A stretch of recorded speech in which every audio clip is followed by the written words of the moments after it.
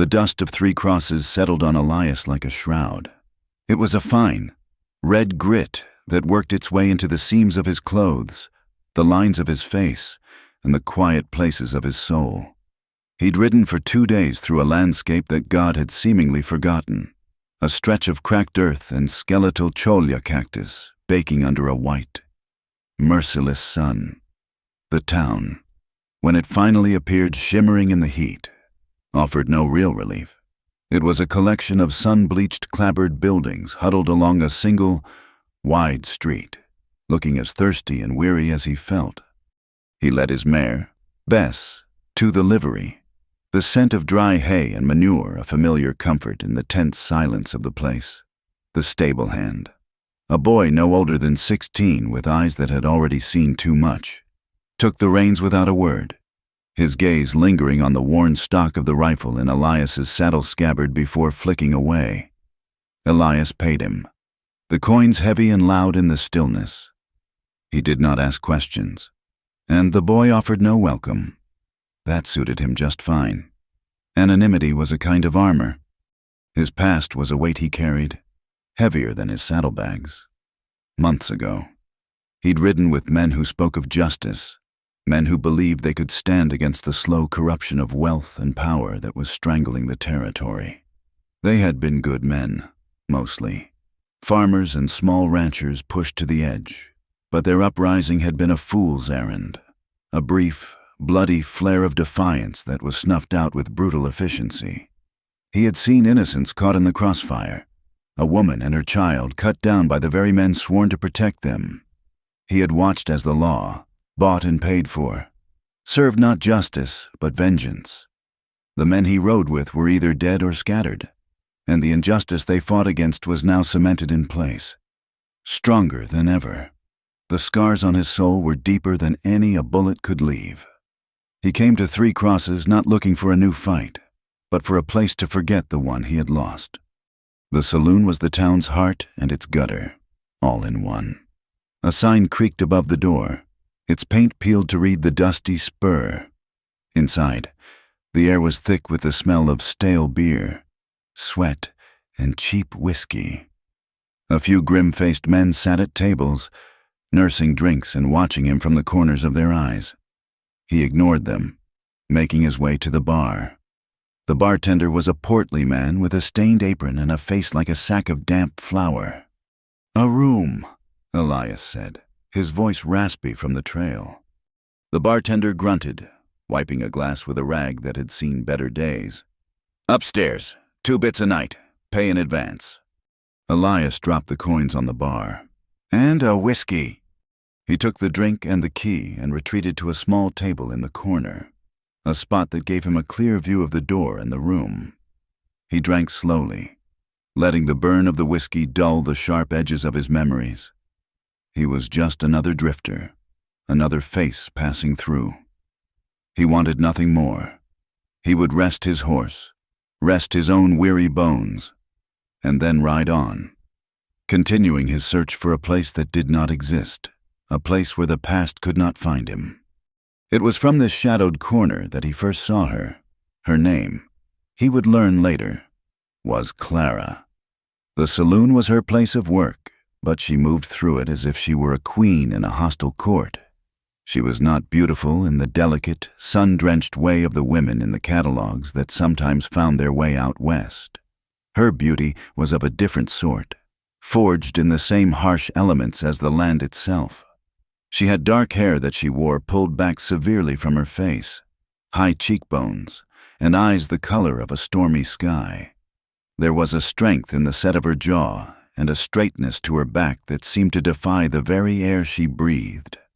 She worked nights, selling small, colored bottles of perfume from a wooden tray, and, when the piano player was sober enough, she would sing. Her voice was not angelic. It was low and smoky, filled with a sadness that seemed to seep into the wood of the walls. She sang songs of lost love and hard miles, and when she sang, an uneasy quiet would fall over the room. The men would stop their card games and their loud talk, watching her with a mixture of raw hunger and something that looked a lot like hatred. The women of the town, The so-called respectable ones who sometimes passed the saloon's swinging doors would pull their children closer and whisper, their face tight with scorn. Clara commanded the town's disgust simply by existing, by walking through their world with her head held high, unapologetically. She was a stone in their shoe, a constant, silent rebuke to their rigid, fragile morality. Elias found himself watching her, night after night. He learned her rhythms, the way she never let a man's hand linger when she made a sale, the slight, almost imperceptible tensing of her shoulders when a group of rowdy ranch hands grew too loud. She built a wall of cool indifference around herself, a fortress that no one seemed able to breach. He recognized it for what it was, the same kind of armor he wore. One night, the town's simmering cruelty boiled over. A group of 4 hands from the big double-bar ranch, flush with pay and whiskey, decided to make a sport of her. They cornered her near the piano, their laughter loud and ugly. "Give us a song, Clara." One of them, a big man with a florid face, slurred, "Sing something sweet for us boys." She stood her ground, her tray of perfumes held tight against her waist. "The piano man has gone home for the night. Samuel—" Her voice was level, betraying no fear. "We don't need a piano." He reached out and snatched a small blue bottle from her tray. "What's this stuff? Smells like a $5 lady."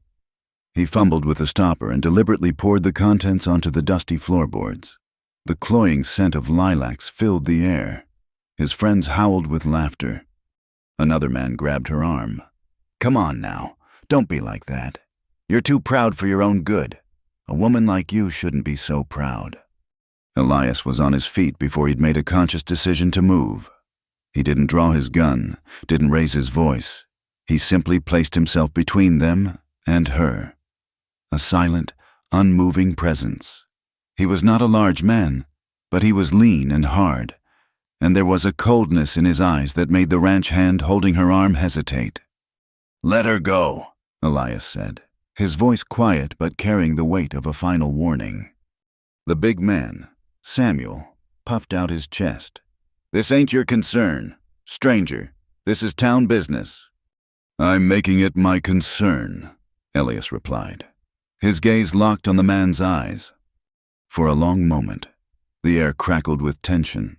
The other men in the saloon watched, their faces impassive, waiting to see which way the wind would blow.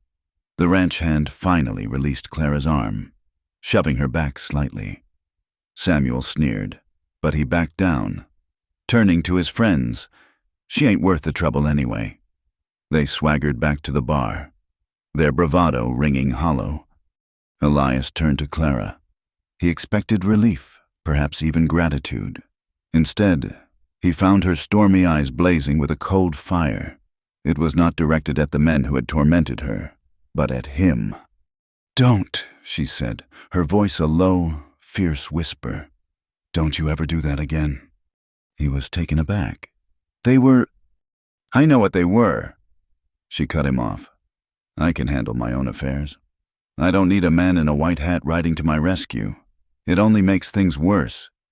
She bent down, her movements stiff with fury, and began gathering the remaining bottles from her tray.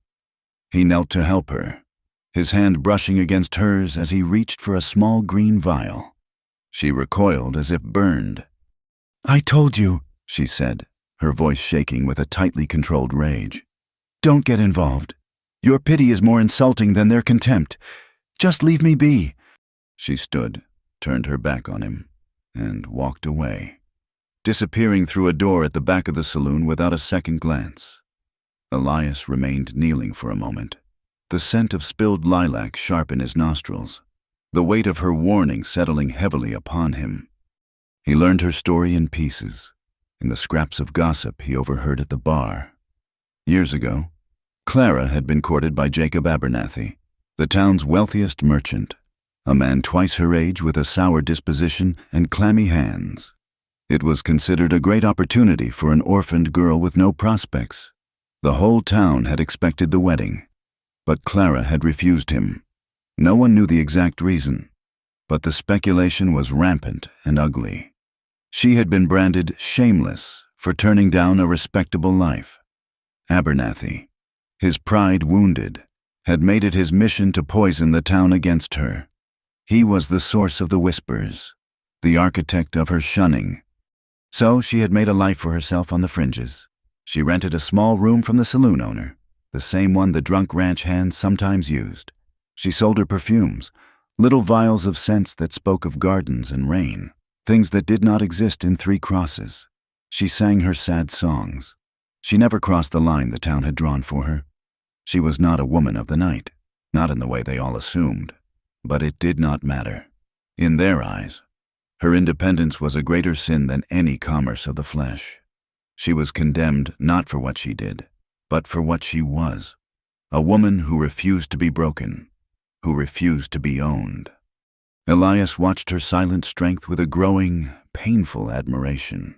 He saw the subtle ways she fought back, the way she met the hateful glares of the church ladies with a cool, unwavering gaze, the way she meticulously cleaned and arranged her perfume stall each morning, an act of defiant order in a world of chaos.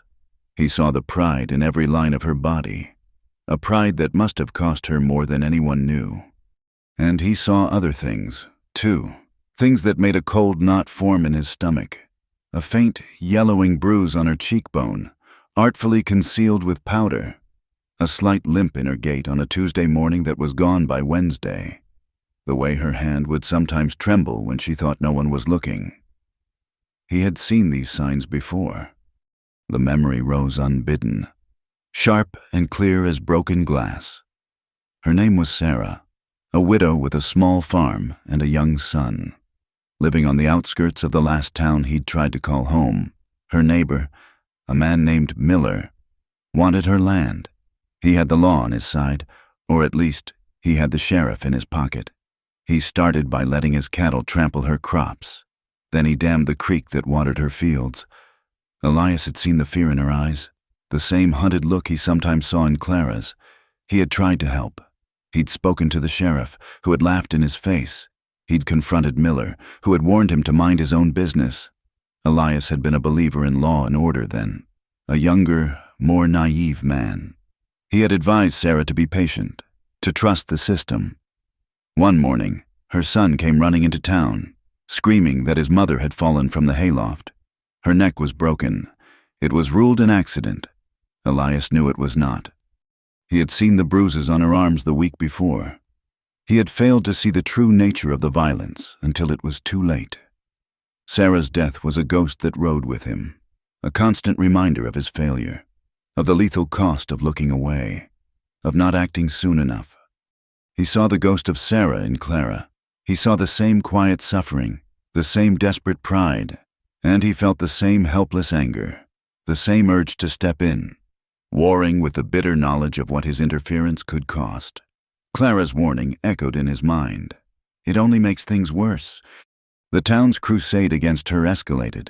The preacher, a fiery man named Reverend Albright, delivered a sermon on the sins of vanity and the corrupting influence of women who lived without shame. He did not name Clara, but every soul in the cramped, stifling church knew who he meant. His wife, a thin, severe woman with eyes like chips of flint, took it upon herself to lead the charge for decency. A charity event was planned to raise money for a new church bell. Mrs. Albright, in a grand gesture of Christian condescension, approached Clara in the general store and asked if she would sing at the event. "Your voice, though untrained, might be put to the Lord's service for an evening," she had said, her voice loud enough for the entire store to hear. Clara had looked at her face a calm, unreadable mask. "Thank you for the offer, Mrs. Albright," she said, her voice clear and steady. "But I must decline. I do not believe my songs are fit for such a pious occasion." The refusal was a public slap in the face. Mrs. Albright's face flushed a blotchy red. Humiliated and enraged, she went straight to the saloon owner and demanded that he evict Clara. "For the sake of the town's decency," she had proclaimed, "that woman cannot be allowed to continue her trade under this roof." The saloon owner, A man who valued profit over principle, but feared the wrath of the church ladies more than anything, promised to consider it. The walls were closing in on Clara. That night, the air in the saloon was thicker than usual. A storm was brewing outside, the wind rattling the windows and kicking up dust in the street. Inside, a different kind of storm was building. A man Elias recognized as one of Abernathy's clerks, emboldened by drink and the town's righteous fury, began to harass Clara. He followed her from table to table, making lewd comments, his voice getting louder and more aggressive. The bartender did nothing. The other patrons watched with a detached curiosity. Elias sat in his corner, his hand resting on the butt of his pistol, every muscle in his body taut. He was fighting a war within himself. To act was to invite the very trouble Clara had warned him against. To do nothing felt like a betrayal of everything he was, a repeat of the failure that haunted him. The clerk finally cornered Clara near the back door that led to the stairs and the upstairs rooms. "Just one drink with me, Clara," he whined, grabbing her wrist. "What's the harm in one drink?" She tried to pull away. "Let go of me, Henry." "Don't be like that. I'll pay you well." He tried to pull her closer, his face slick with sweat. That was enough. Elias stood up, but before he could take a step, the man stumbled and another, larger figure appeared at the top of the short staircase. It was one of the men who worked for Abernathy, a hired thug known for his violent temper. He said nothing, just looked down at the clerk. The message was clear. The clerk, suddenly sobered, let go of Clara and scurried away. The thug gave Clara a look that was both a warning and a promise of future trouble, then melted back into the shadows of the hallway. Clara was left standing alone, her breathing ragged, her face pale. She looked toward Elias's table, her eyes meeting his for a brief, searing moment. In them, he saw not defiance, but a flash of raw, terrifying vulnerability. Then it was gone, replaced by her usual mask of indifference as she turned and walked up the stairs to her room. Later, the storm broke. Rain fell in hard, driving sheets, turning the dusty street to a river of mud. The saloon slowly emptied out, leaving only Elias and the bartender. Elias nursed his last whiskey, listening to the rain and the silence. Then he heard it, a muffled thud from upstairs, followed by a man's low, angry voice, and then the sound of a fist hitting a wooden door. He was up the stairs in seconds, his boots silent on the worn planks. The thug from earlier was standing outside Clara's door, drunk and furious, rattling the handle. "Open this door, you witch," he snarled. "You think you're too good for me? You work in a saloon. You know what that makes you." He slammed his shoulder against the door. The wood groaned. Elias didn't hesitate. He crossed the landing in 2 strides and clamped a hand on the man's shoulder, spinning him around. "The lady is not interested." The thug was bigger, but he was slow with drink. He swung a clumsy fist, which Elias easily sidestepped. Elias drove his own fist into the man's gut, a hard, precise blow that knocked the wind out of him. The man doubled over, gasping.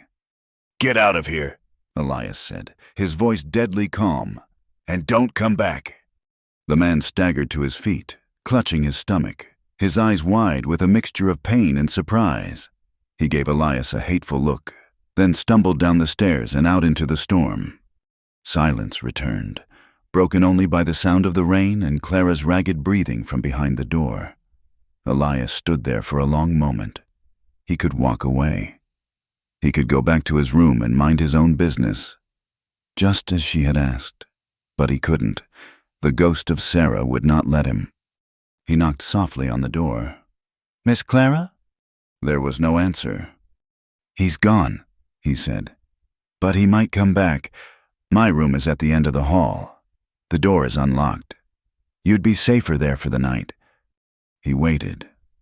The silence stretched, thick and heavy. He thought she wasn't going to answer. He was about to turn away when he heard the faint sound of a bolt being drawn. The door opened a crack. He could see one of her dark, wary eyes in the sliver of space. She looked at him, searching his face for something. A trick A lie. A threat. He met her gaze without flinching, keeping his expression neutral, his hands in plain sight at his sides. After an eternity, the door opened fully. She stood there, wrapped in a thin shawl, her face pale but composed. She gave a single, hesitant nod. She followed him down the narrow hall to his room, her bare feet making no sound on the floorboards. He held the door open for her, and she slipped inside, moving to the far side of the room, putting as much distance between them as possible. The room was small and sparse, containing only a narrow cot, a washstand with a chipped porcelain basin, and a single wooden chair by the window. Elias did not light the lamp.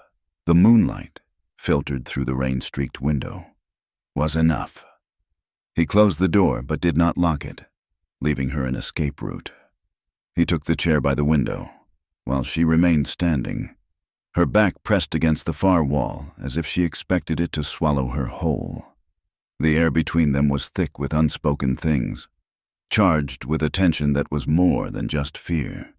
It was a raw, volatile mix of desire, pain, and the crushing weight of their separate pasts. They stayed that way for a long time, two solitary figures in a sea of silence. The storm outside began to subside, the rain softening to a gentle patter. In the quiet, she finally spoke, her voice so soft he almost didn't hear it. "They always watch," she whispered, her gaze fixed on the window, on the dark, wet street below. "Waiting for you to fall, waiting for you to break." She took a slow, deep breath, a sound that was half sigh, half sob. "Let them," she said, her voice gaining a sliver of its old, defiant strength. "Let them watch if they must." Elias didn't answer. He didn't offer empty words of comfort. He knew she wasn't speaking to him, but to the ghosts in the room, to the town that was her prison. He reached down and picked up his rifle from where it leaned against the wall. He checked the load, the metallic click of the action loud in the stillness. Then he settled back into his chair, the rifle resting across his lap, his eyes on the window, on the town. He didn't touch her. He didn't look at her. He just sat watch, a solitary guardian in the long, dark night, as the unsaid truths of their lives hung heavy and suffocating in the small, moonlit room. The morning light that filtered through the grimy window was gray and unforgiving. Elias had not slept. He had remained in the chair, his rifle across his knees, a silent sentinel watching over a town that had become his own personal hell. Clara had eventually succumbed to exhaustion, slumping into a fitful sleep on his narrow cot, her body curled into itself as if trying to disappear.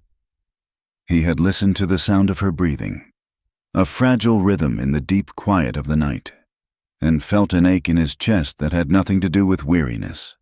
It was the old, familiar ache of responsibility, of a fight he did not want but could not seem to avoid. When she woke, she did so with a start, her eyes flying open, wide with a moment of pure panic before she remembered where she was. She sat up, pulling her thin shawl tighter around her shoulders. The silence in the room was awkward, heavy with the intimacy of a shared crisis. "The storm has passed," he said, his voice low. It was a stupid thing to say, but it was all he could find. She nodded, her gaze darting around the small room, landing on his rifle before flicking back to his face. "I should go." "He won't bother you again. Not for a while." "It is not just him," she said softly. And in those 4 words lay the entire truth of her life in this town. She stood, her movements stiff, and walked to the door. Her hand rested on the latch for a moment. She looked back at him, her expression unreadable. "Thank you," she said, the words costing her something. Then she was gone, leaving him alone with the smell of rain and the faint, lingering scent of her perfume. In the days that followed, Elias began to piece together the full ugliness of Clara's situation. He learned through the careless talk of drunken men at the bar that the architect of her misery was not just the spurned merchant, Jacob Abernathy, but more directly, his son, Thomas. Thomas Abernathy was a young man poisoned by privilege and a weak character, who wore his father's name like a crown and a shield. It was his fists that left the bruises Clara tried to hide. It was his friends who led the nightly campaign of petty cruelties. He was the one who had hired the thug to intimidate her. The town's animosity was the soil, but Thomas was the one tending the weeds of violence, watering them with his own wounded pride. Elias took this knowledge to the one man who was supposed to represent the law. Sheriff Miller was a man whose gut preceded him into a room, a man whose face was perpetually flushed with either heat or whiskey. He had a tin star pinned to a stained vest, but it was just for show. His real allegiance was to the gold that lined the Abernathy pockets. Elias found him slouched in his office, boots propped on his desk. He laid out the facts calmly, detailing the harassment, the attempted break-in, the constant threat under which Clara lived. He named Thomas Abernathy as the source. The sheriff listened, picking at his teeth with a splinter of wood. When Elias was finished, he swung his boots to the floor with a thud. "That's a mighty serious accusation. Stranger," he said, his eyes small and shrewd. "You got any proof of this? Any witnesses?" "The whole town is a witness," Elias said, his voice tight with contempt. "They watch it happen every day." "Watching ain't proof," the sheriff countered, leaning back in his chair. "It's just gossip. And a woman like Clara, well, she invites a certain kind of attention. A man can't be blamed for looking, can he?" He smiled, a greasy, knowing smirk that made Elias's hand twitch toward his gun. "My advice to you is to mind your own affairs. Three Crosses has its own way of sorting things out. A man like you, a drifter, you start stirring the pot, it's liable to boil over on you." The dismissal was absolute. The law had been bought and sold, and justice was not on the market. That night, Clara told him the rest of her story. He found her sitting on the back steps of the saloon, staring out at the darkening expanse of the desert. He sat down a respectful distance away, and for a long time, they just listened to the evening sounds of the cicadas. "He was supposed to be my husband," she said finally, her voice devoid of emotion, as if she were reciting a page from a book she had read long ago. Thomas Abernathy. She had been 16, an orphan taken in by the preacher's family after her parents died of fever. She was quiet and scared, and Thomas, with his fine clothes and easy promises, had seemed like a prince. His father, the mayor, had approved of the match. It was a good arrangement, the wealthy merchant's son and the pretty, pious orphan. The whole town had been planning the wedding. "He was different then," she said, her gaze lost in the past. "Or maybe I was just too young to see what was underneath. He was kind, at first. He brought me ribbons for my hair. He told me I was beautiful." She paused, a shadow crossing her face. "But he had a temper, and a cruel streak. I saw him whip a horse half to death for stumbling. I saw him humiliate a Mexican stable hand for looking at him the wrong way, and he wanted things from me before the wedding, things a girl is supposed to save for her husband." She had been afraid, not just of him, but of the life that stretched out before her, a life in a gilded cage, owned by a man whose kindness was a thin veneer over a core of brutality. So she had done the unthinkable. 2 weeks before the wedding, she had told him no. She had given him back his ring. "His pride," she whispered, "was the most important thing in his world. I had shamed him in front of the entire town. He told me he would make me pay for it. He said he would make sure everyone knew what I was, that I would spend the rest of my life regretting the day I crossed him." He had kept his promise. His father had used his influence to turn the town against her, and Thomas had used his fists and his friends to make her life a living torment. She was left with nothing, branded, shunned, and trapped. Elias listened, the pieces clicking into place, forming a picture of such calculated cruelty that it took his breath away. He understood now. This was not just a town's prejudice. It was a personal, obsessive vengeance. He began to walk with her. He did not ask her permission. He simply appeared at her side when she went to the general store for supplies or to the well for water. He said little, his presence a silent declaration. The town noticed. The whispers grew louder, like the rustling of snakes in dry grass. The women on the street would cross to the other side when they saw them coming, pulling their skirts away as if to avoid contamination. Men would stop their conversations and stare, their eyes full of a cold, ugly judgment. One afternoon, a mother yanked her young daughter back from the path, hissing, "Don't you look at her. She is a bad woman." Clara gave no sign that she'd heard, her back ramrod straight, her eyes fixed ahead. But Elias felt it, a wave of venom so thick it was almost tangible. He was no longer an anonymous drifter. He was her protector, and in their eyes, that made him her accomplice. The breaking point came on a bright, cloudless morning. Elias came downstairs to find Clara standing in the middle of the street, staring at the small, covered stall where she sold her perfumes. It was a ruin.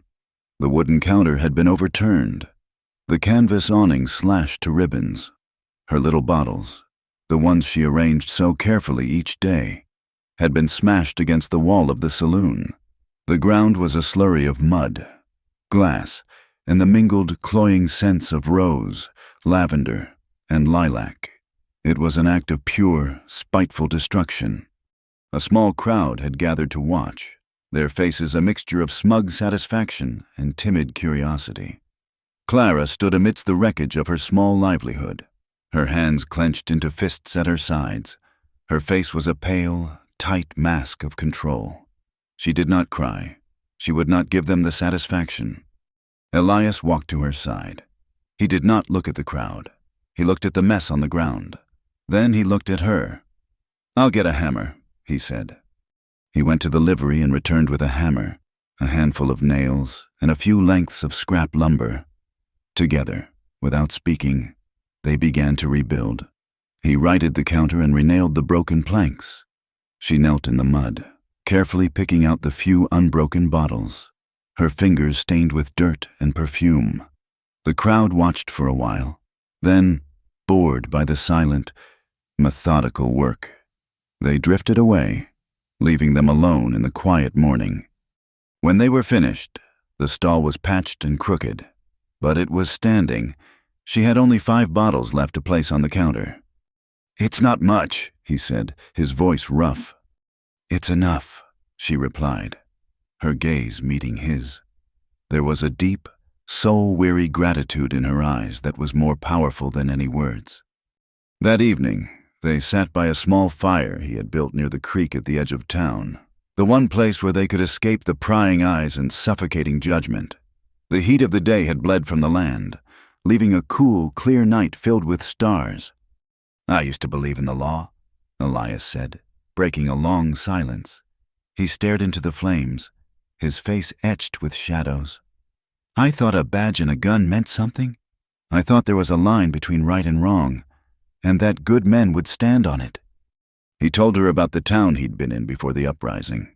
He told her about a Mexican boy named Mateo, no older than the stable hand at the livery, who worked for a wealthy rancher. The rancher's wife lost a silver locket, a family heirloom. She claimed she saw Mateo near her jewelry box.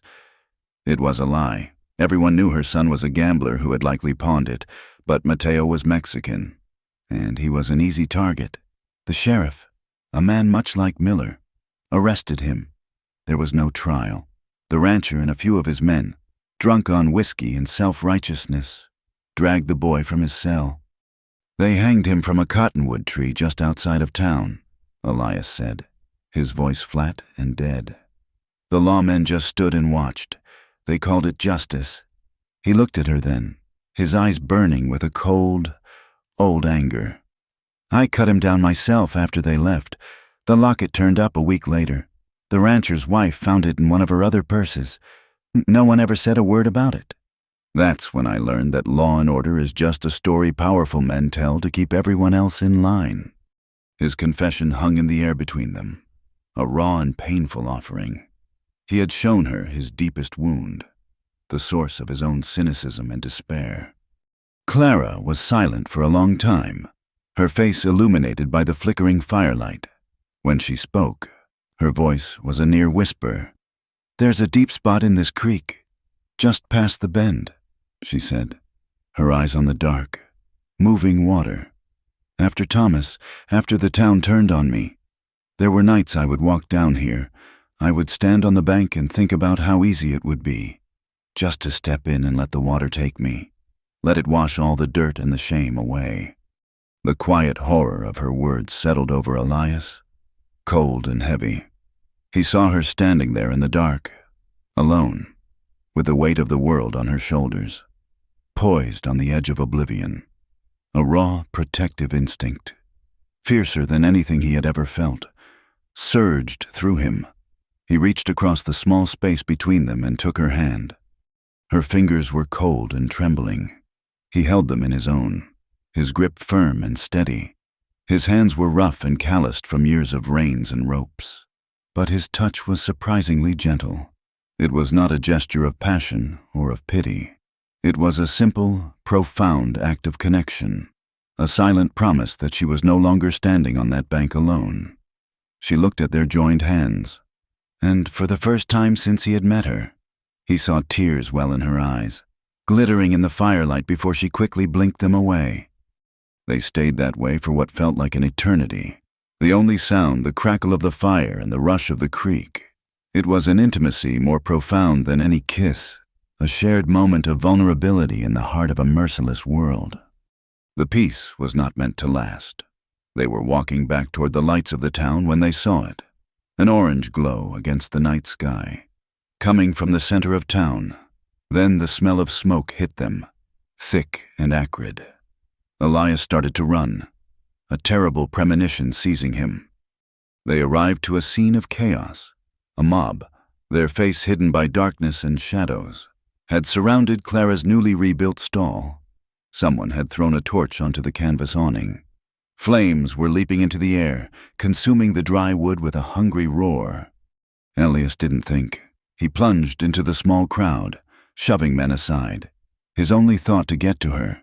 He saw a figure near the burning stall, a man holding a can of kerosene. It was Thomas Abernathy, his face lit by the fire, twisted into a mask of triumphant hatred. Elias reached Clara and grabbed her arm, pulling her back from the intense heat. "We have to go," he yelled over the crackle of the flames. She stumbled, her eyes wide with shock, fixed on the fire that was destroying the last piece of her life. He half dragged, half carried her away from the scene, down a dark alley and toward the relative safety of the saloon's back entrance. The shouts of the mob faded behind them. As they reached the stairs, her strength gave out.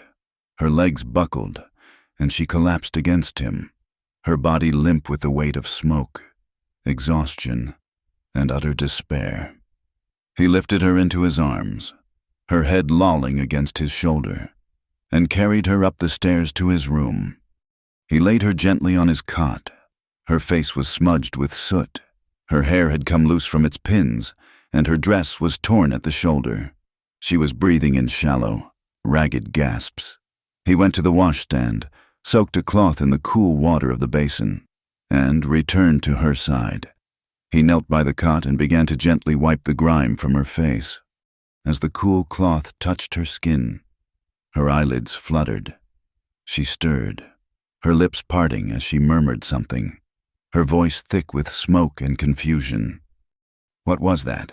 he asked softly. Leaning closer, her eyes opened, unfocused, staring at the ceiling. "Let them watch," she whispered, her voice gaining a strange, fierce clarity. "Let them watch if they must. I won't hide anymore." Her words struck him with the force of a physical blow. They had taken everything from her, and yet, in the ashes of her defeat, she had found a new, terrible resolve. He looked down at her soot-stained face, her parted lips, the vulnerable line of her throat. A wave of feeling so intense it almost staggered him washed over him. It was a brutal mix of shame for his own helplessness, a fierce, protective tenderness, and a raw, hungry desire that was so powerful it felt like a sin.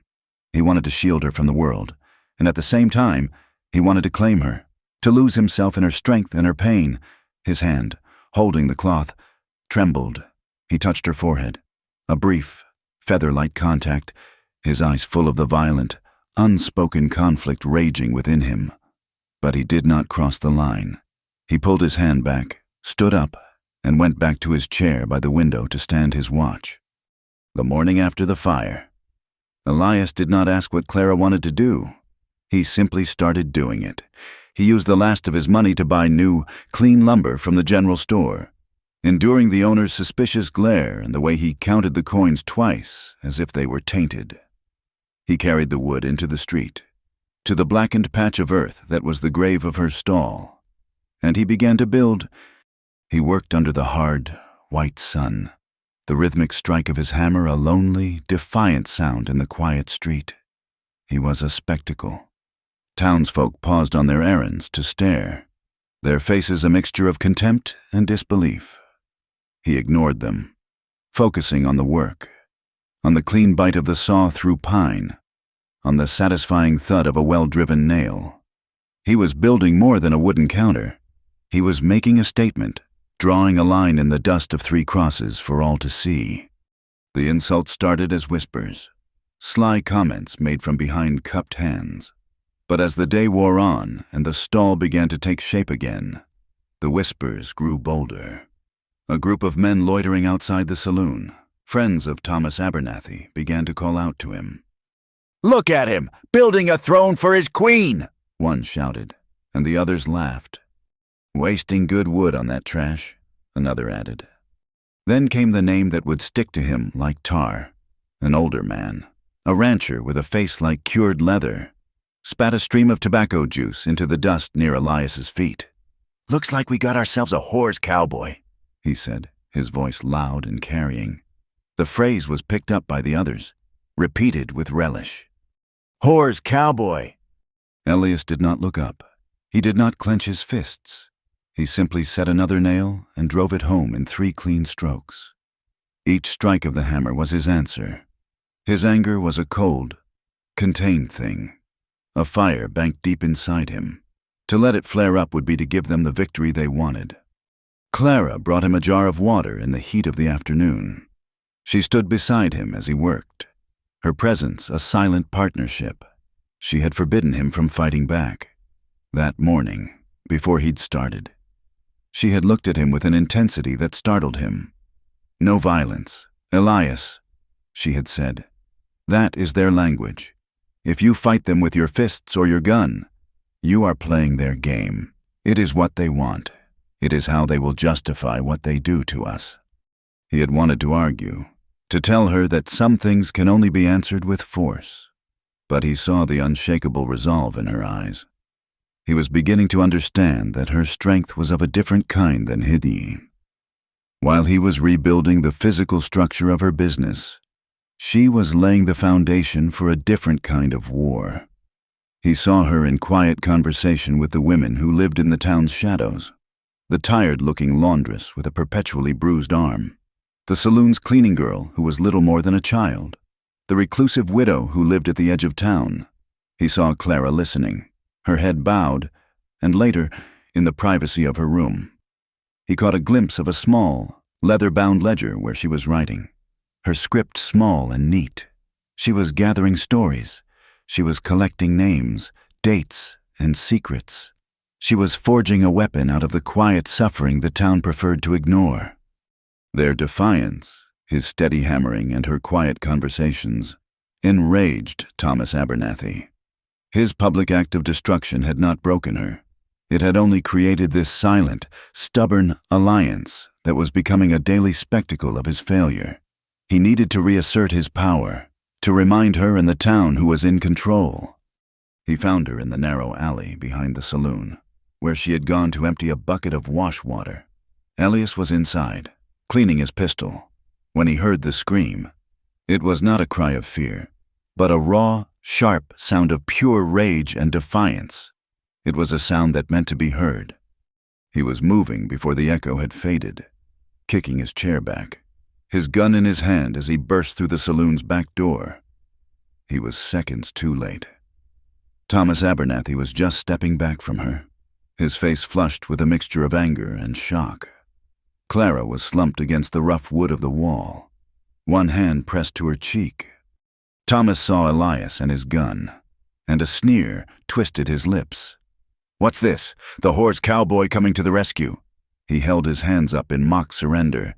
"She fell. Clumsy woman." He turned and sauntered back toward the main street, confident in his impunity. Elias did not go after him. His attention was fixed on Clara. He holstered his pistol and went to her, his movements gentle.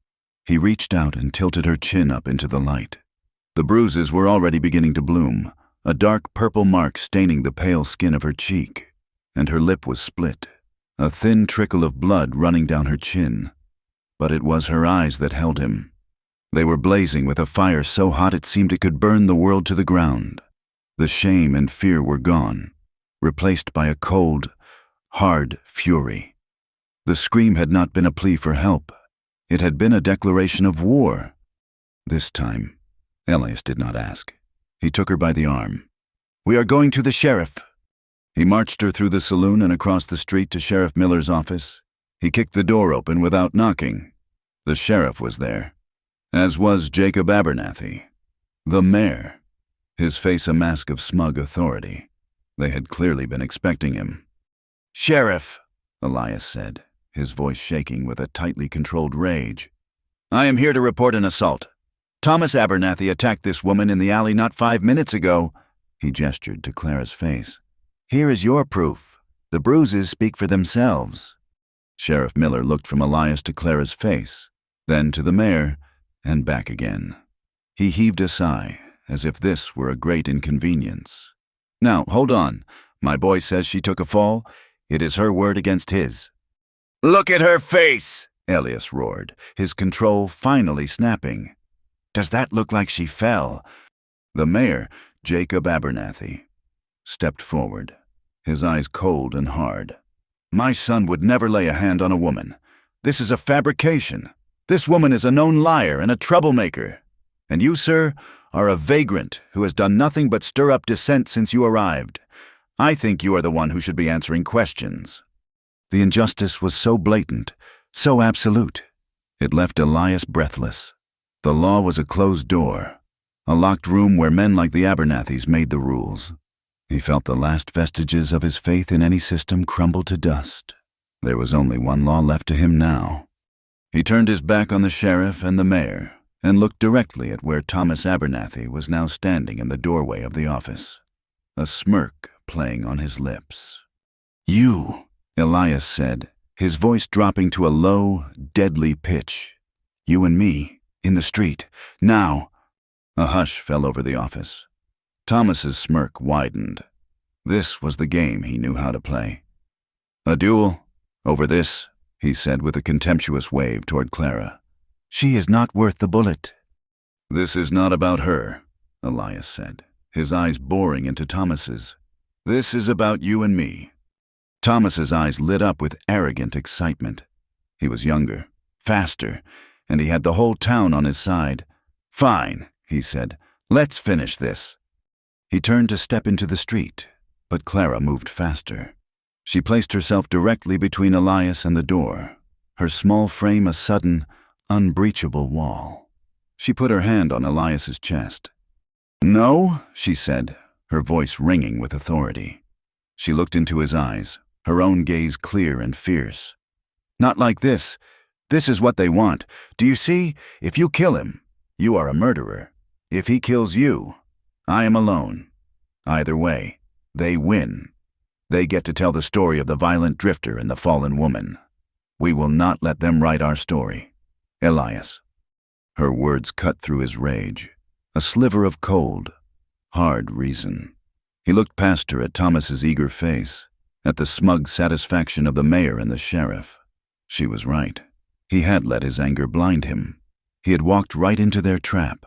He let out a long, shuddering breath, the killing rage slowly receding, leaving behind a cold, heavy despair. He gave a slight, almost imperceptible nod. Clara kept her hand on his chest for a moment longer, a silent acknowledgement, before she turned and walked out of the office, her head held high. Elias followed her, leaving the Abernathys and their pet sheriff standing in a stunned, frustrated silence. The tension between them for the rest of the day was unbearable. The failed confrontation had left something raw and exposed between them. His own violent fury, now thwarted, had nowhere to go. Her quiet, strategic resolve had saved him, but it also created a new distance between them. They were partners in this fight, but they were still strangers in so many ways, two damaged souls circling each other, afraid to get too close. That night, the storm that had been threatening for days finally broke. A hard, cold rain lashed against the town, and thunder rolled through the hills like cannon fire. Elias sat in his room, watching lightning illuminate the muddy, empty street, the turmoil in the sky a perfect mirror for the one in his own soul. He felt trapped, a man of action forbidden from acting, a man with a heart full of feelings he had no name for. He heard a soft knock on his door, so quiet he almost thought he'd imagined it over the roar of the storm. He opened it to find Clara standing there, her dark hair plastered to her head and neck, her simple dress soaked through, clinging to the lines of her body. Water dripped from the hem of her cloak onto the floorboards. She looked like a drowned thing, a spirit risen from the creek. She stepped inside without a word, pushing the door closed behind her. She stood in the center of the room, shivering slightly, her eyes, huge and dark in the pale oval of her face, fixed on his. With a slow, deliberate movement, she unfastened the clasp of her cloak and let it fall to the floor in a sodden heap. "Don't protect me," she said, her voice low and steady over the sound of the rain. "Be with me." It was not a plea. It was a demand. It was a surrender. It was everything. She was asking him to lay down his armor, his role as her guardian, and to meet her in the raw, unguarded space between them. She was not asking for a savior. She was asking for a partner, an equal in her rebellion and in her pain. Elias felt a tremor run through him. Everything in him, every instinct for self-preservation he had honed over a lifetime of loneliness and loss, screamed at him to back away. To need someone this much was a terrifying vulnerability. It was a weakness he could not afford. He took a half-step back, his hands clenched at his sides, but she closed the distance between them. She rose on her toes, put her cold, damp hands on either side of his face, and kissed him. It was not a gentle kiss. It was fierce and desperate, a collision of loneliness and longing. It tasted of rain and tears and a sorrow so deep it had no words. He stood rigid for a moment, shocked, before something inside him finally broke. The walls he had built around his heart, the cold control he had mistaken for strength, all of it crumbled to dust. He wrapped his arms around her, pulling her tight against him, and kissed her back with all the pent-up hunger and tenderness he had kept locked away for years. What followed was not a wild rush of passion, but something slower, more profound. It was intense and tender, a quiet, desperate exploration. Every touch was both a question and an answer. He unlaced her wet dress, his fingers clumsy and shaking. She unbuttoned his shirt, her hands tracing the old, faded scars on his chest. There was a restraint in their movements, an emotional weight that made every gesture significant, overwhelming. It was the careful, reverent way two starving people might share their first piece of bread. They were not trying to possess each other, but to offer a moment of sanctuary, a brief, fragile shelter from the storm inside and out. Later, they lay on his narrow cot, tangled together under his thin blanket, listening to the rain. The room was dark, the air thick with the scent of the storm and their own closeness. She traced a line along his jaw with her fingertip, her touch light as a moth's wing.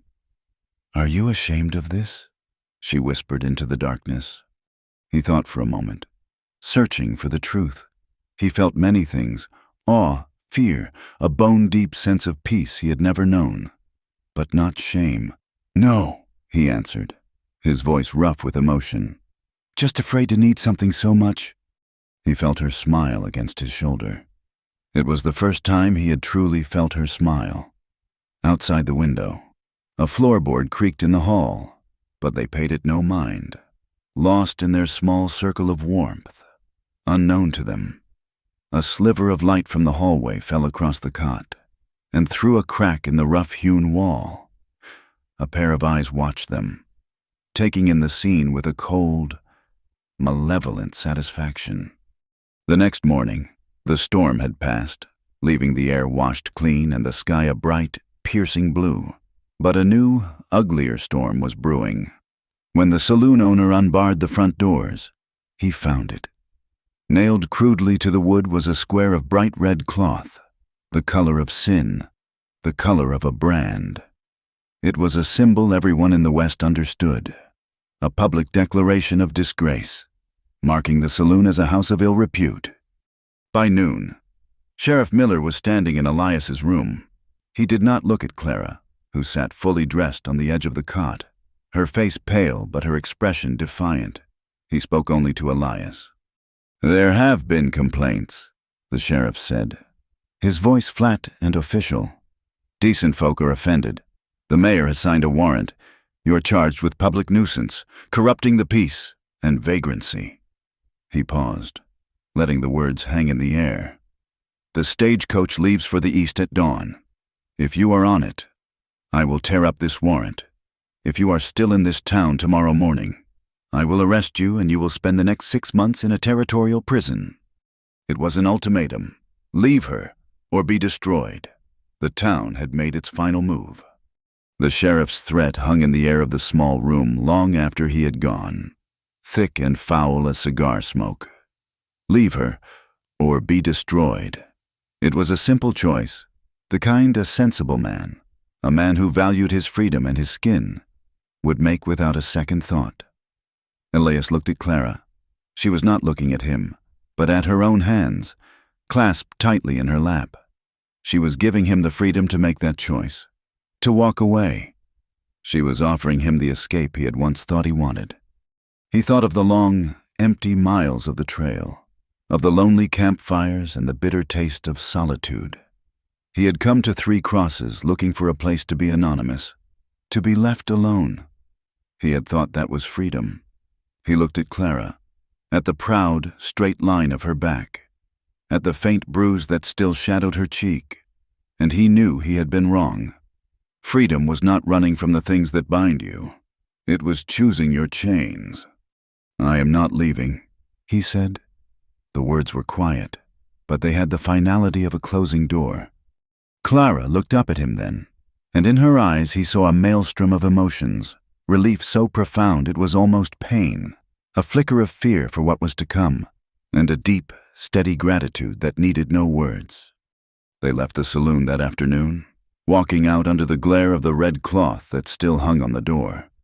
They had nothing but the clothes on their backs, his rifle, and the small purse of coins Clara had saved. The saloon owner, a man cowed by the mayor's power, did not try to stop them. He simply averted his eyes, his face a mask of miserable apology. Elias knew a place, on the far side of the creek, where the flat, arid land began to rise into low, scrub-covered hills. There was an old line shack, abandoned years ago by a prospector who had either died or given up. It was little more than 4 crumbling adobe walls and a partial roof, but it was shelter, and it was away from the suffocating judgment of the town. He spent the next 2 days making it habitable. He borrowed an axe and a shovel from the livery stable boy, the one person in town who would still meet his eyes, and promised to return them. He cut poles from the tough mesquite that grew along the creek and patched the roof. He used mud and straw to fill the cracks in the walls, his hands and clothes becoming caked with the stuff.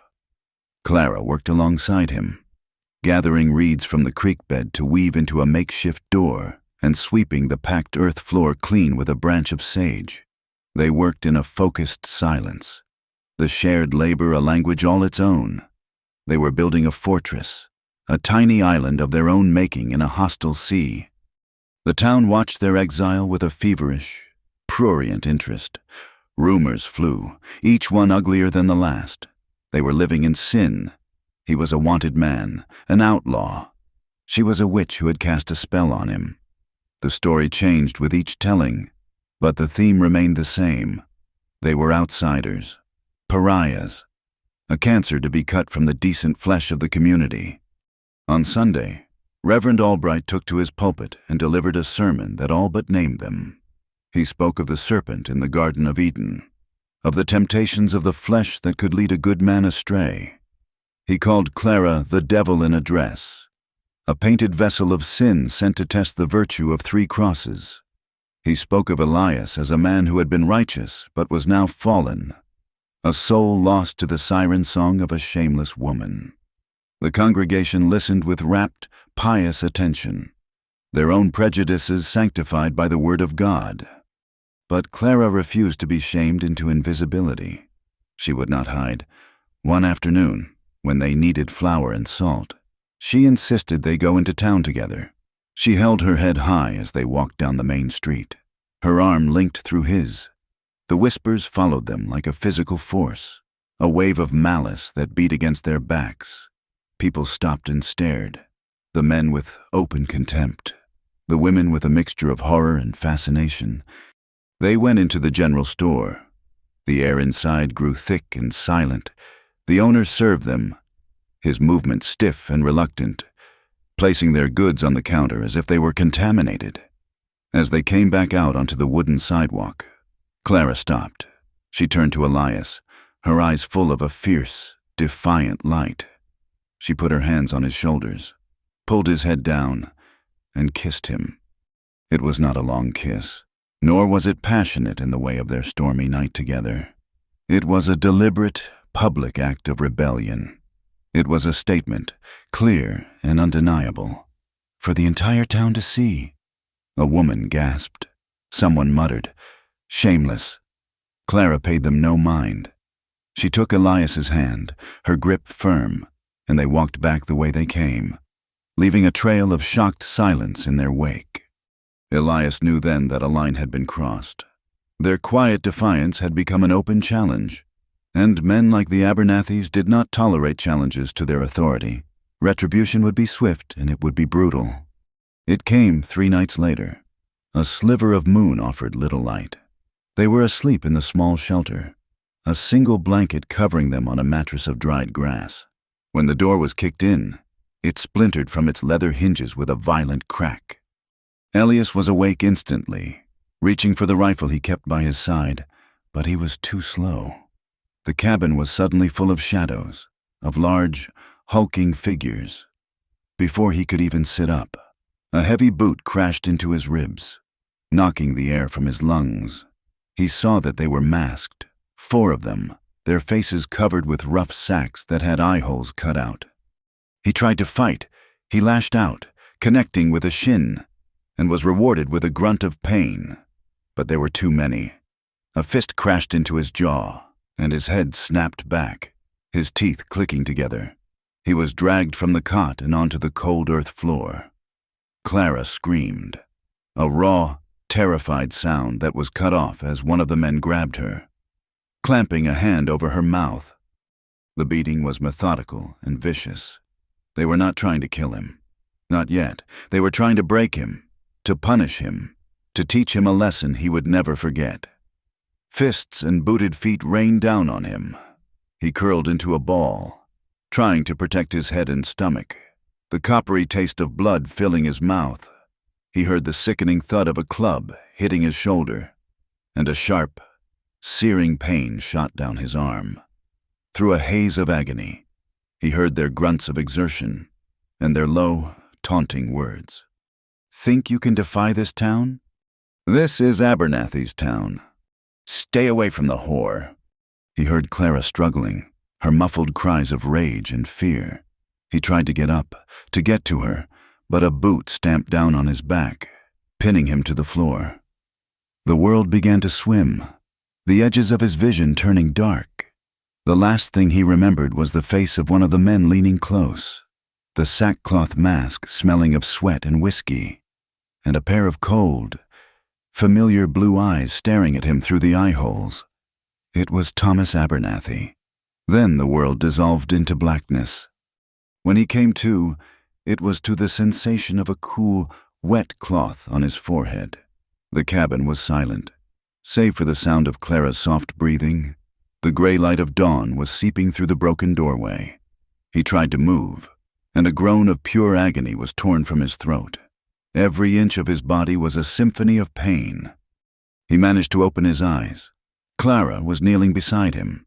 Her face was tear-streaked, but her hands were steady. She had torn strips from her own petticoat to make bandages. One was wrapped tightly around his head, another around his ribs. His left arm was bound to his side in a makeshift sling.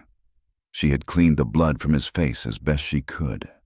She worked in a focused, almost unnerving silence, her jaw set, her movements precise.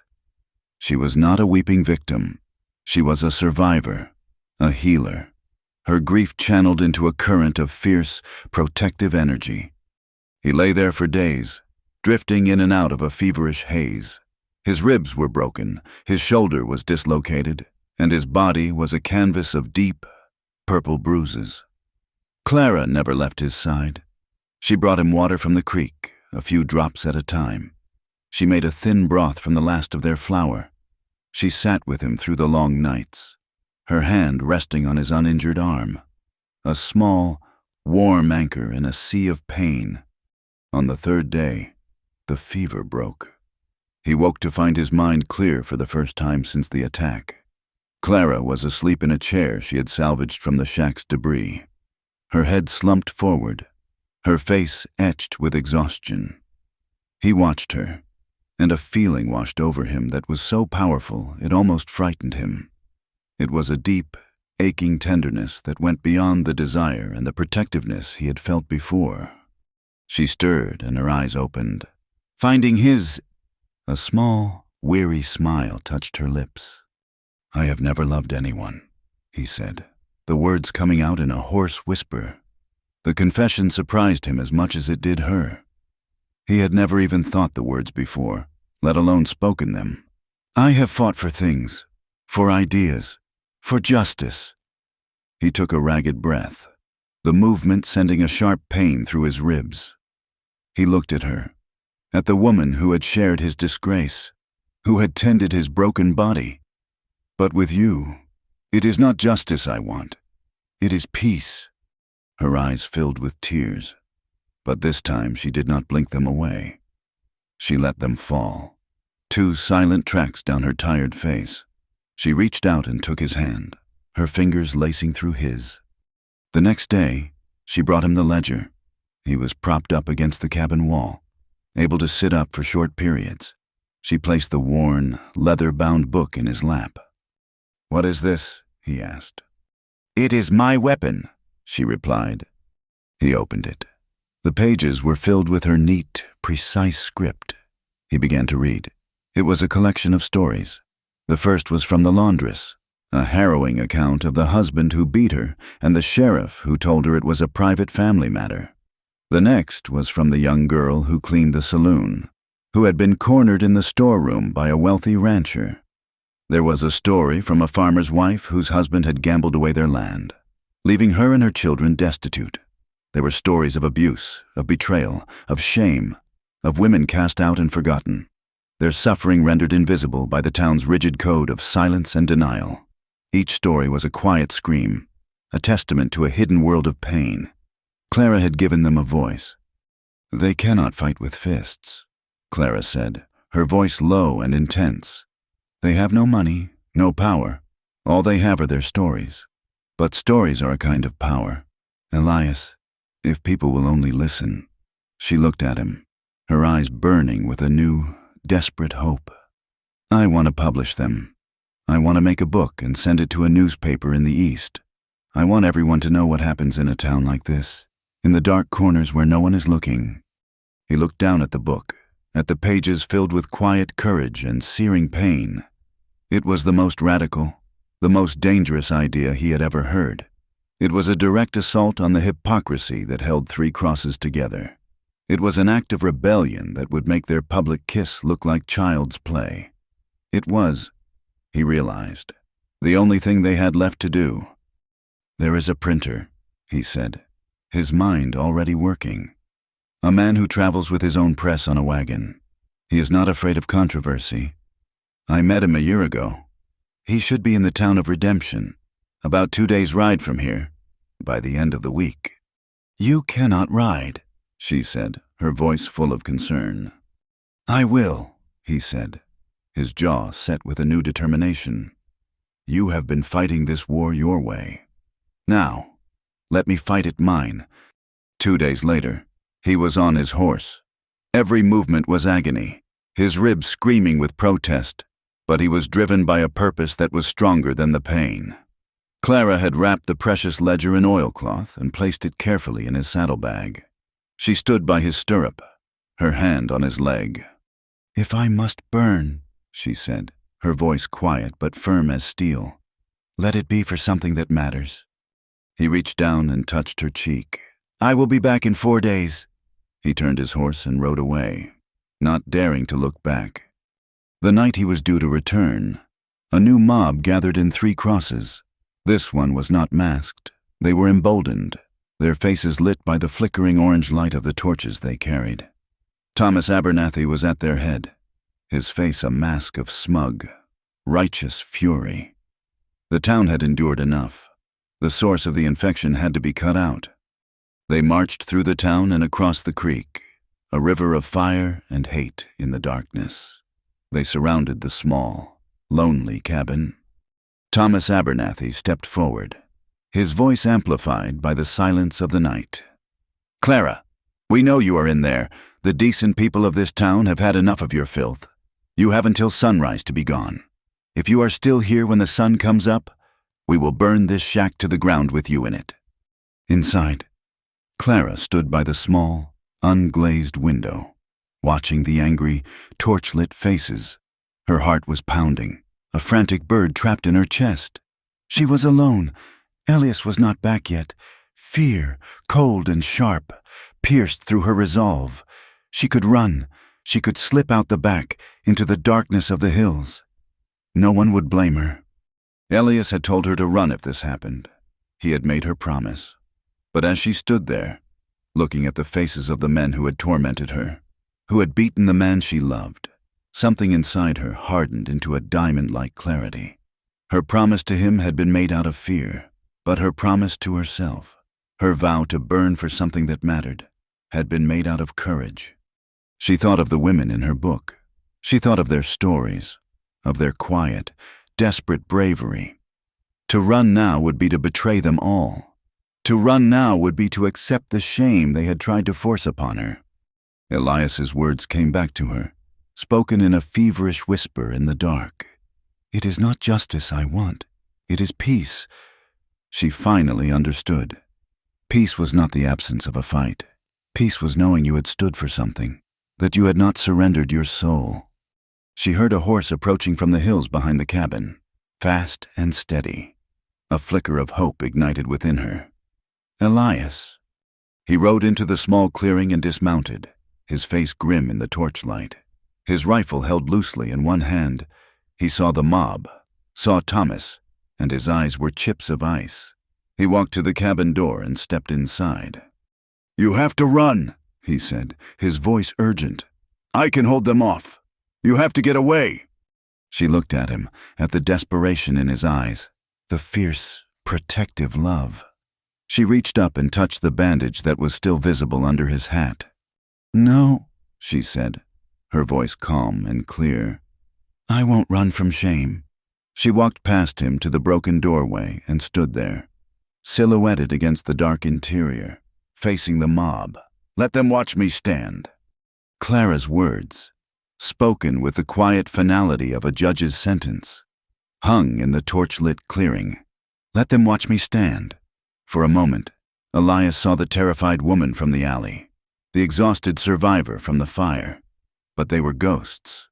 The woman standing before him now was forged of something new.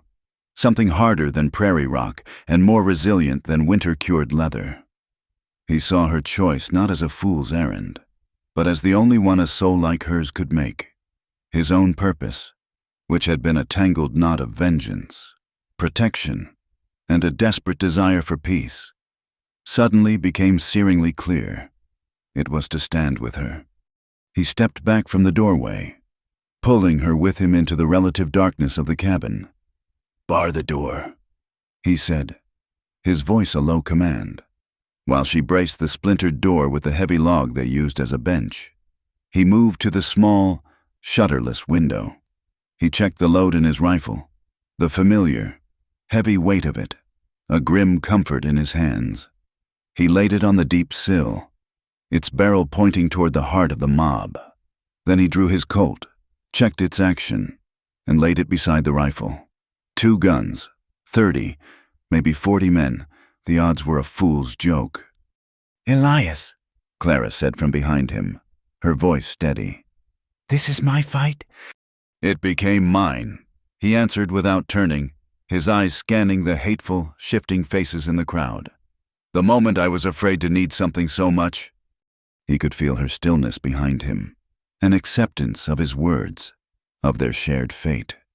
They did not speak again. They waited. 2 solitary figures in a crumbling adobe shack, the silence between them a testament to everything they had become to each other. Outside, the mob grew restless. Their courage was a collective thing, a fire that needed the fuel of shouted insults and the approval of their neighbors. This silent, armed standoff was not what they had expected. Thomas Abernathy, sensing his control slipping, stepped forward again. "This is your last chance, woman!" he shouted, his voice straining with a theatrical fury that failed to conceal a tremor of uncertainty. "Come out now, or we will burn you out." A few men in the crowd echoed his threat, their voices loud but lacking real conviction. They were farmers and shopkeepers, not killers, and the reality of their torch-lit errand was beginning to settle in the pit of their stomachs. Inside the cabin, Elias raised his rifle. He did not aim at Thomas. He did not aim at any man. He pointed the barrel toward the black, star-filled sky and squeezed the trigger. The gunshot was a deafening crack that ripped through the night, a sound far louder and more final than all their shouting combined. It echoed off the low hills and silenced the crowd in an instant. The men flinched, some taking an involuntary step back. It was a warning, a clear and unambiguous statement that the time for threats was over. A line had been drawn in blood and fire. Into that ringing silence, Clara moved. She pushed the heavy log away from the door and stepped outside. The mob gasped as one. She was not the cowed, soot-stained creature they had imagined hiding inside. She was dressed in a simple white shift, a garment she normally wore only for sleeping. In the wild, flickering torchlight. The plain cotton seemed to glow with an ethereal light. Her dark hair was unbound, falling over her shoulders. She looked less like the branded sinner of their sermons and more like a figure from a ghost story, a specter of their own guilty consciences. In her hands, she held not a weapon, but the small, leather-bound journal. She walked slowly to the center of the clearing, stopping just beyond the reach of the firelight's warmest glow, her face a pale, composed mask. She did not look at Thomas Abernathy. She looked out over the faces of the men he had led there, men she had seen in the general store, men whose wives bought her perfumes in secret, men whose children she had seen playing by the creek. She opened the journal.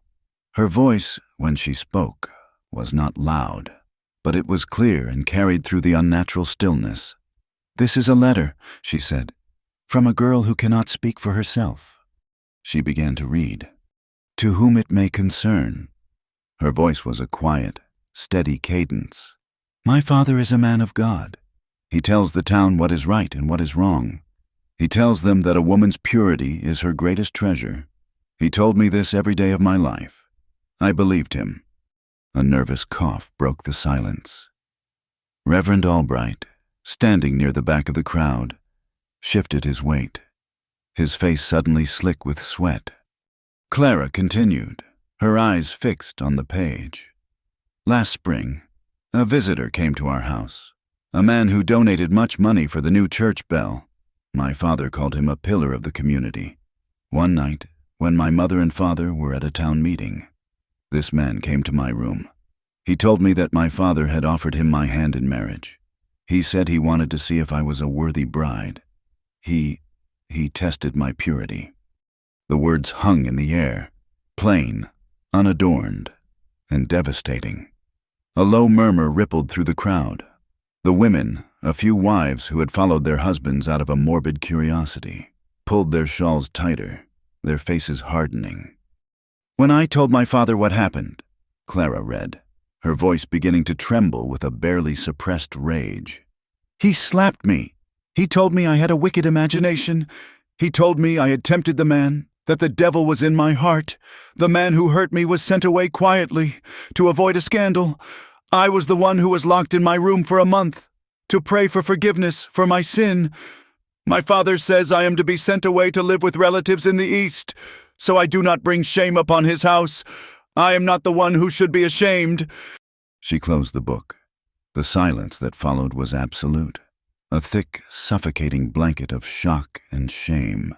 The story, told in the simple, heartbreaking words of a child, had struck them like a physical blow. It had ripped away their comfortable veil of self-righteousness and exposed the festering hypocrisy beneath. They had come to cast out a sinner, and had instead been forced to look at the sins they nurtured in their own homes, in the shadow of their own church. Reverend Albright, his face ashen, turned and pushed his way through the stunned crowd, fleeing into the darkness. A few other men, their faces grim, lowered their torches and quietly began to walk away, melting back toward the town, their appetite for righteous violence gone. Then a few more followed, their footsteps loud in the stillness. The mob was dissolving, its moral authority shattered, its courage evaporating into the cold night air. Thomas Abernathy watched his army desert him, his face a mask of disbelief and fury. This was not how it was supposed to happen. He was losing control. The shame she had exposed was now splashing onto him, the leader of this failed crusade. "She is lying," he roared, his voice cracking with desperation. "It is a trick. She is a witch, I tell you." But no one was listening. Only a handful of his closest cronies remained. And even they were looking at each other with uncertainty. Drunk on power and now choking on humiliation, Thomas lost the last of his reason. With a wild cry of rage, he lunged forward, his hands outstretched as if to strangle her. He never reached her. Elias stepped out of the cabin, moving with a fluid, deadly grace. He did not raise his rifle. He simply placed himself between Thomas and Clara. "That is enough, Abernathy," Elias said, his voice deadly calm. Thomas skidded to a halt, his chest heaving, his eyes wild. He looked at Elias, then at Clara, and all his frustration and rage found a new focus. "You," he spat. "The whore's Cowboy. This is all you're doing." He drew the pistol that was tucked into his belt, his movements clumsy with rage. "You want to fight? You have one," Elias said, his own hand hovering over the butt of his Colt. "But not like this, not a back alley beating or a mob in the night, a duel. Here, now, in front of what is left of your friends. Let the town see what kind of man you really are." The challenge hung in the air. For Thomas, it was a lifeline. A duel was a fight he understood, a contest of speed and nerve that could restore his shattered pride. To refuse would be to admit cowardice in front of his last remaining followers. "I will kill you," Thomas snarled, his lips pulling back from his teeth. He accepted, drunk on the promise of a final, violent victory. They paced off the distance, two dark figures in the dying torchlight. Clara stood as still as a statue, the journal held tight against her chest. She knew this was Elias's fight now, his to finish. The world seemed to shrink to the space between the two men. There was no signal. Thomas, overeager and shaking with rage, drew first, His gun came up, fast but wild. He fired, the shot going wide, kicking up dust a yard to Elias's left. Elias's draw was slower, more deliberate. It was not the movement of a hot-headed boy, but of a man who understood the grim calculus of life and death. His Colt seemed to leap into his hand. He did not aim for Thomas's chest or his head. He fired once. Thomas cried out, a sharp, surprised sound, and crumpled to the ground, clutching his right shoulder where a patch of dark blood was already spreading across his shirt. His pistol lay in the dust beside him. He was alive, wounded, and defeated. Elias walked slowly toward him, the smoke from his pistol curling in the cool night air. He stood over the groaning, writhing man. He could have finished it. He could have ended the man who had beaten him, who had terrorized Clara, who had poisoned the town. He raised his pistol, the barrel pointing at Thomas's head. Thomas's eyes went wide with terror. But Elias lowered the gun. He looked down at the pathetic, bleeding figure at his feet with something like pity. "You are not worth the blood," he said, his voice flat and empty. He holstered his pistol and turned his back on him. The victory was not in killing Thomas Abernathy, but in refusing to become him. Clara walked to the fallen man. She did not look at his wound. She looked into his eyes, filled now not with hate, but with pain and fear. She knelt and placed her leather-bound journal on the ground beside his outstretched hand. "You will never forget me now," she whispered, her voice carrying no triumph, only a deep, profound sadness. She stood and walked back to Elias, taking his hand, the last of Thomas's friends, their faces pale, picked up their wounded leader and half carried, half dragged him back toward the town, leaving a dark trail in the dust. They were alone.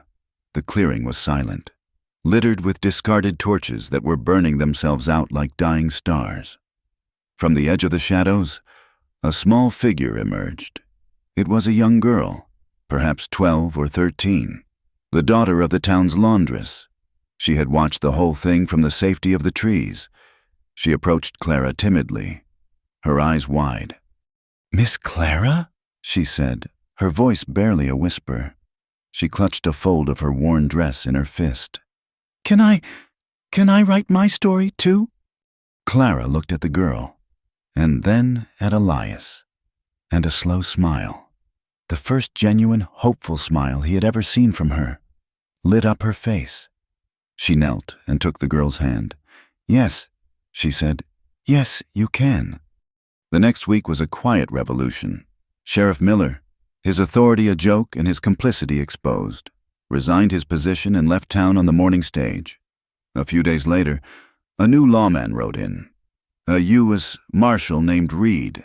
He was a tall, quiet man with intelligent eyes who had heard rumors of the events in Three Crosses. He had heard of a cowboy who had faced down a mob and refused to kill a man at his mercy. He sought out Elias not as a vagrant, but as a witness. The marshal's presence and the quiet investigation he began into the affairs of the mayor shifted the balance of power in the town. For the first time, the Abernathys were on the defensive, their influence cracking. One evening, Marshal Reed came to their small cabin. He offered them a chance. "The territorial government is looking for good people to settle the lands to the west," he said. "They are offering land grants. It is a chance to start fresh. No one would know your story. You could build a new life." It was the dream of every outcast, every soul weary of fighting. A clean slate, a new beginning. Elias looked at Clara, ready to accept, ready to ride with her into the sunset and leave the ghosts of Three Crosses behind forever. But Clara looked around the small, patched-together cabin, at the sparse landscape that had been her prison and was now the site of her victory. She looked toward the town, where the laundress's daughter and other women were now waiting for her. "Thank you, Marshal," she said, her voice clear and strong. "But I think our new life is here." She turned to Elias, her eyes asking the most important question of all. "There is something to build here, for the forgotten." Elias looked at her, at this incredible woman who had faced down hell and chosen to build a garden in its ashes. He thought of the peace he had told her he wanted. He realized, in that moment, that peace was not a place you ran to. It was something you built, nail by nail, story by story, right where you stood. He smiled and took her hand. Then we will build it together. The seasons turned, pulling Three Crosses slowly out of the long drought of its own hatred. The change was not sudden, like a summer storm, but gradual, like the slow greening of the land after a long-awaited rain. It was a town still marked by scars, but the wounds were no longer festering. Months after the night of the duel, the building that had once been the darkest corner of the saloon's second floor had been transformed. Where cheap whiskey and despair were once sold, there was now a quiet trade in words and ideas. Clara had established a small bookshop and lending library. Elias, with the help of a few repentant town hands, had knocked out a wall, letting the clean, bright sunlight pour in. The shelves, made of smooth sanded pine, were filled with donated books from the East, copies of her own published collection, and primers for the children who now gathered at her feet in the afternoons for reading lessons. It was a sanctuary, a place of quiet strength, run by a woman who had once been the town's most despised citizen. The sign above the door, painted by Elias in simple, steady letters, read simply, "The Three Crosses Library. All are welcome." Elias found his own kind of peace not in the town, but on its edges. He had acquired a small plot of land upstream from their cabin, a patch of earth that everyone had considered too rocky and stubborn to be of any use. He worked it with a relentless, quiet determination, clearing the stones one by one, digging irrigation channels from the creek, turning the unforgiving soil into something that could sustain them. He was not a natural farmer, but he was a man who understood stubbornness, and he and the land had a grudging respect for one another. He would leave at sunrise, his shoulders broad and steady, and return at sunset, tired and covered in the honest dirt of his labor, to the woman who was the anchor of his world. Their life together settled into a rhythm, marked by the rising and setting of the sun.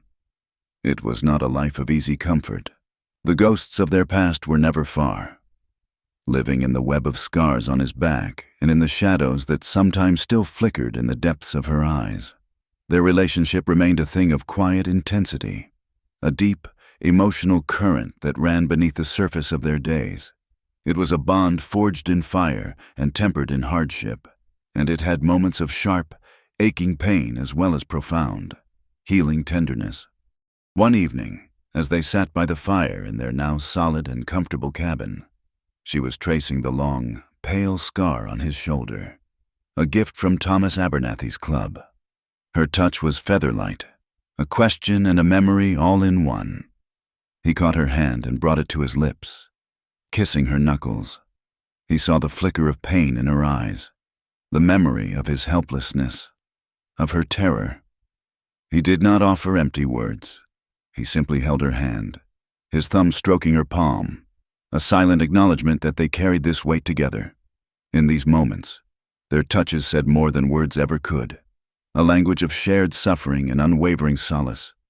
There were nights she woke from dreams of the fire, her breathing ragged, and he would hold her until the shaking stopped. There were days he would grow quiet and distant, his mind lost in the memory of the men he had failed to save, and she would simply sit with him, her presence a steady, undemanding comfort until he found his way back to her. The arrival of her book was a day of quiet, seismic triumph. The stagecoach driver, a man who had once sneered at them, delivered a heavy, paper-wrapped parcel with a newfound respect in his eyes. They opened it together on the rough-hewn table Elias had built. Inside were 20 copies of Letters from the Unseen. The cover was a simple, deep blue, the title printed in elegant, stark white letters. There was no author's name, only the words, as told by the women of a western town. Clara held one of the books in her hands as if it were a sacred object. She ran her fingers over the letters of the title, her touch full of a reverent awe. This was it, the weapon she had forged from whispers and tears, the validation of 100 hidden heartbreaks. It was real. It was in her hands. Elias watched her, his heart swelling with a pride so fierce it was almost painful. This small, powerful woman had taken on a world of hate and hypocrisy, and she had won, not with a gun, but with the simple, undeniable power of the truth. Tucked inside the parcel was a letter from the printer in redemption. He wrote that the first run of the book had sold out in a week. An editor from a major newspaper in Philadelphia had read it and written a long, impassioned article about the silent struggles of women on the frontier. The book was causing a stir. It was being talked about in parlors and church groups. It had become, he wrote, a symbol of resistance. Clara read the letter aloud, her voice thick with emotion. They had lit a candle, and its light was beginning to spread far beyond the narrow confines of Three Crosses. A few weeks later, another letter arrived on the stagecoach. This one was addressed to Elias. The handwriting was unfamiliar, a neat, slightly shaky script on thin, worn paper. He opened it with a sense of unease. It was postmarked from a small town 2 territories away. As he read, the color drained from his face. The letter was from Maria, the mother of Mateo, the young Mexican boy who had been falsely accused and hanged. She wrote that she had heard the story of what had happened in Three Crosses from a traveling marshal. She had heard of a man named Elias who had stood for a wronged woman and had shown mercy to his enemy. She had known, in her heart, that it must be the same man who had been the only one to show her son any kindness, the one who had cut his body down from the tree when all the others had just walked away. For years, she wrote, my heart has been a stone of hatred for the men who did this, and for myself, for being too weak to stop them. I hated the law, and I hated God. But hearing of you, of the good you have done, has shown me that there is still light in the darkness. You could not save my son. It was not your fight, but you made it yours anyway. You carried the weight of his death when no one else would. I want you to know that I no longer carry that weight in hatred. I forgive them, and I forgive you for not being able to stop it. May God grant you the peace that you have helped to give me. Elias read the letter twice, his hands shaking. He lowered the paper and stared unseeing at the wall of the cabin. The ghost he had carried for so long, the ghost of a young boy with innocent eyes, was finally at rest. A sound tore from his throat, a raw, ragged sob that was wrenched from a place deep inside him that he had thought was long dead. He bowed his head into his hands, and for the first time since he was a child, he wept. The tears were not for Mateo. Not really. They were for himself, for the years of guilt and failure, for the cold, hard shell he had built around his heart. Clara came to him, wrapping her arms around his shaking shoulders, and held him, just as he had held her, offering the silent, profound comfort of her love as the long frozen grief finally thawed and washed away. The town's final trial, and its ultimate redemption, came with the flood. A week of unseasonable, torrential rain in the high country turned the placid creek into a raging, muddy torrent. It crested its banks in the middle of the night, a wall of brown water and debris that smashed into the low-lying parts of the town. The livery stable was torn from its foundations. Homes near the creek were inundated, their occupants scrambling for their lives in the dark, churning water. Elias and Clara, safe in their cabin on higher ground, were the first to see the danger. Without a word, they sprang into action. Elias grabbed a rope and his axe and plunged into the floodwaters, his powerful frame a bulwark against the current. He smashed in the door of a small house where a family was trapped, carrying their 2 small children to safety on his shoulders while the parents waited behind him. He threw his rope to a man clinging to the roof of a shed, hauling him back to solid ground. He worked with a grim, focused energy, risking his own life again and again to pull his neighbors from the flood. Clara, meanwhile, had thrown open the doors of her library. She lit every lamp she had, turning it into a beacon in the storm. It became the town's sanctuary, a place of warmth and safety. She organized the women, tearing sheets for bandages, making coffee, and tending to the terrified, half-drowned survivors who staggered in. She moved among them with a calm authority, her presence a source of comfort and strength in the chaos. In the gray light of dawn, Elias waded one last time into the receding waters. The house at the very edge of the floodplain, the home of the rancher who had first called him the whore's cowboy, was half submerged. The man's wife was clinging to a porch railing, her face white with terror, her husband nowhere to be seen. Elias fought his way through the current, reached her, and half carried her back to the library. When he laid her down on a blanket, she looked up at him, her eyes full of a dawning, shame-faced understanding.